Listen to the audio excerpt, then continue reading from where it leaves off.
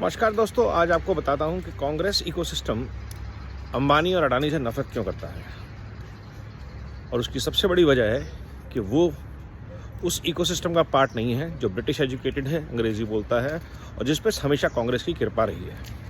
जैसे टाटा, बिरला और जितने भी गोदरेज और ये जितने बड़े बड़े पुराने ग्रुप हैं, या तो बॉम्बे हैं या पारसीज हैं और अंग्रेज़ी बोलने वाले वेल एजुकेटेड लोग हैं, पेज 3 पार्टी वाले, शायद इसलिए। नमस्कार दोस्तों, मेरा नाम गौरव चिब्बर, वॉक पे चर्चा में आप सबका स्वागत। आज की चर्चा डेडिकेटेड है कि कांग्रेस इकोसिस्टम अंबानी अडानी से इतनी नफरत क्यों करता है। अगर आप गौर करेंगे तो ये पहले non English speaking, non foreign educated, non Bombay core वाले रईस हैं जिनके ऊपर गांधी परिवार की कृपा नहीं रही। गोदरेज, टाटा, बिरला, बजाज, जितने पुराने रईस हैं भारत के बिलियनर्स, इनके ऊपर हमेशा से लाल फीताशाही या कांग्रेस की कृपा रही है। चाहे वो किसी स्टेट में हो, कॉन्ट्रैक्ट मिलने हो, लाइसेंस राज हो। लेकिन अंबानी और अडानी जैसे रईसों ने, जो नई न्यू एज में आए हैं, इन्होंने इस इकोसिस्टम को धता बताया है। और they are not big companies because the support of the system only, but also because the system was against them. And that is the reason why Congress ecosystem hates them. They don't throw them page 3 parties. Ambani तो शायद फिर भी करते हैं, but Adani शायद नहीं करते। They don't throw them bones much. They don't treat them as lavishly and with respect जैसे कि पुराने रईस करते हैं। उनको फ्लाइट्स में लेके जाते हैं, रिजॉर्ट्स में ट्रीट करते हैं और बड़े बड़े उनके पुराने जो खर्चे उठाते थे, वो शायद ये दोनों नहीं करते हैं ग्रुप्स। और ऐसे कई नए भारत के उभरते हुए ग्रुप्स हैं, बिलियनर्स है, जैसे पेटीएम है, बायजूस है, और सबकी अपनी अपनी ट्रबल्स हैं। और आप देखेंगे कि कोई भी ये जो इकोसिस्टम का पार्ट है, ये बॉम्बे क्लब के खिलाफ ज़्यादा नहीं बोलता। The elite English speaking foreign educated billionaires,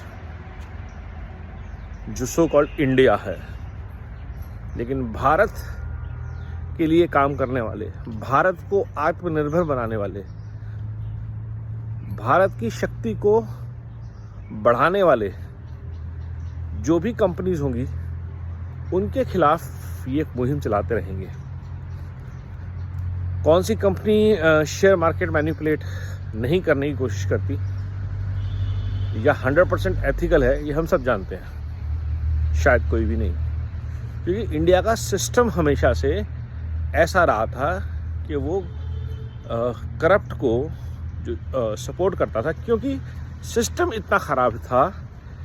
ease of doing business इतनी अनसुनी चीज़ थी कि अगर आपने बिजनेस करना है तो आपको सिस्टम कंप्लायंसेस मार डालती थी। आज भी है, ऐसा नहीं है कि बिल्कुल सब कुछ ठीक हो गया है, बट एटलीस्ट एक इम्प्रूवमेंट का प्रोसेस चालू है। ऑब्जेक्टिव हैरेसमेंट का नहीं है।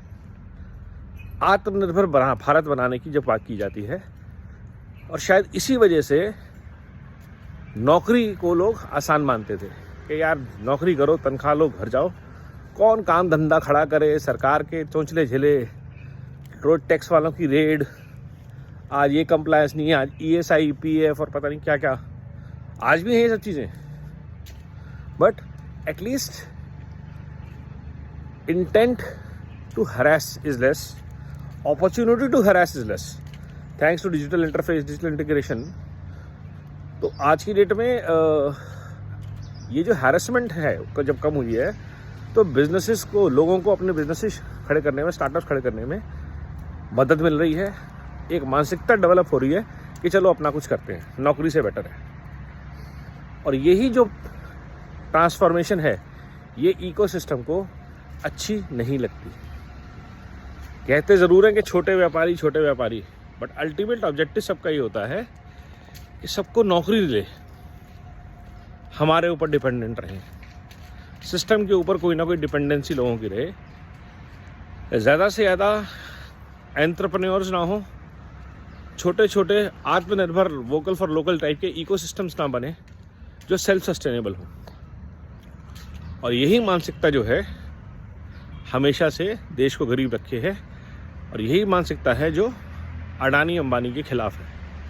ये ज़मीन से जुड़े लोग जो अंग्रेज़ी नहीं बोलते, पूजा पाठ करते हैं, दान पुण्य करते हैं, सनातन भारत की संस्कृति से थोड़ा बहुत जुड़े हुए हैं, वो गिरा दिए जाए।